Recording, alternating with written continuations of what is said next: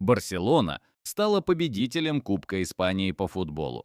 Барселона выиграла Кубок Испании в огненном финале против своего самого заклятого врага мадридского Реала. В первом тайме команды присматривались друг к другу, однако небольшое преимущество было на стороне каталонцев. Именно они открыли счет. Педри дальним ударом попал в левую девятку после скидки Ямаля. Спасать ситуацию во втором тайме вышел оставшийся в запасе Килиан Мбаппе, и именно он сравнял счет на 70-й минуте, забив прямым ударом со штрафного. А через несколько минут Реал вышел вперед усилиями Чуамени, замкнувшего навес с углового. Однако Блаугранас сумели сравнять счет. Ферран Торрес вышел на свидание с Куртуа, обыграл его и закатил мяч в пустые ворота. В овертайме, после неуверенных действий Модрича, Диаса Кунде метров с 20 бильярдным ударом попал в левый нижний угол ворот Куртуа. Таким образом, Кубок Испании выиграла Барселона, а единственным шансом Карло Анчелотти на трофей остается чемпионат. В нем, кстати, тоже еще будет Эль Классико. Команды выяснят отношения 11 мая. Барселона сохраняет шансы на квадрапул после победы в Кубке Испании. После финала Кубка Испании Барселона сохраняет шансы оформить квадрапул, получить 4 трофея в сезоне. Каталонская команда завоевала трофей Копа деля Рей, обыграв в овертайме мадридский Реал 3-2. Ранее Барселона выиграла Суперкубок Испании, а также вышла в полуфинал Лиги чемпионов, где сыграет с Интером. Каталонская команда также лидирует в Ла Лиге, опережая мадридский Реал. Парижский ПСЖ также сохраняет шансы на квадрапул. В текущем сезоне ПСЖ уже выиграл чемпионат Франции и Суперкубок. Вышел в финал Кубка Франции, где встретится с Реймсом, а также в полуфинал Лиги чемпионов, где сыграет с Арсеналом из Лондона. Кроме того, у ПСЖ есть шанс даже на 5 трофеев, так как летом парижская команда примет участие в клубном чемпионате мира 2025 года в США. Барселона в этот турнир не попала из-за лимита в 2 клуба от страны. Испанию на клубном чемпионате мира будут представлять мадридские клубы Реал и Атлетико. Дорогие зрители, а перед тем, как мы продолжим, поставьте, пожалуйста, лайк этому видео и подпишитесь на канал. Спасибо за то, что с нами. Главный тренер Реала Карло Анчелотти заявил, что Реал незаслуженно проиграл финальный матч Барселоне. Главный тренер мадридского Реала Карло Анчелотти после поединка с Барселоной дал флеш-комментарий. Цитируем наставника Реала. «Это был хороший матч. В первом тайме у нас были трудности, а вот во втором мы действовали намного лучше. Мы контролировали игру. Но один момент усложнил нам матч. Мы были близки к победе, поэтому нужно и дальше бороться. Команда сыграла хорошо, и нет никаких претензий к игрокам. Если бы мы победили, то это было бы справедливо, ведь во втором тайме мы были ближе к победе, чем соперники. Жаль, что не выиграли, но нареканий никаких нет. Команда сделала свою работу», — заявил Анчелотти. Главный тренер Барселоны установил новый рекорд. Победа над мадридским Реалом в финале Кубка стала уже не первой для немецкого тренера в его карьере. Главный тренер каталонцев Ханс-Дитер Флик выиграл все 7 финалов в своей тренерской карьере. С Баварией Флик завоевал чемпионат, Кубок и Суперкубок Германии, Лигу чемпионов, Суперкубок Европы и клубный чемпионат мира. С Барселоной Ханс выиграл Суперкубок и Кубок Испании. Также в качестве ассистента главного тренера Флик победил на чемпионате мира 2014 года со сборной Германии. Игрок Барселоны стал лучшим футболистом Эль Классико. Вингер Барселоны Ферран Торрес стал лучшим игроком финала Кубка Испании. На 84-й минуте 25-летний испанец отличился забитым голом и сравнял счет. Кроме того, Ферран стал лучшим бомбардиром Кубка Испании – 6 голов. В этом сезоне Торрес сыграл 42 поединка, забил 18 голов и отдал 4 ассиста. Похоже, у нас появился еще один претендент за золотой мяч. Нападающий Реала установил новый рекорд клуба.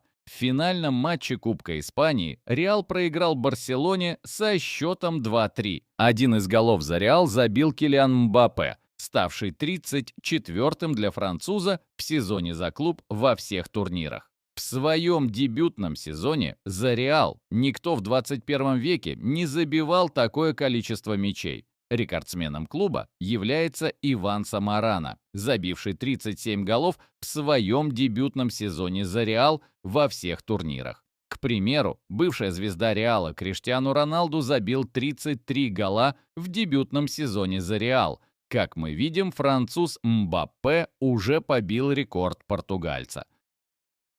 Молодая звезда Барселоны подколола мадридский Реал.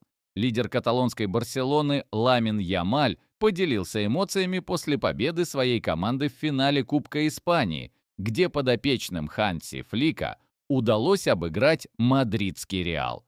Даже если мы пропустим один гол, это не проблема. Даже если пропустим два, это все равно не проблема. Мы это доказали. В этом сезоне они просто не могут победить нас. Им нужно смириться. Барса номер 1 в этом сезоне. Я очень счастлив, сказал Ямаль.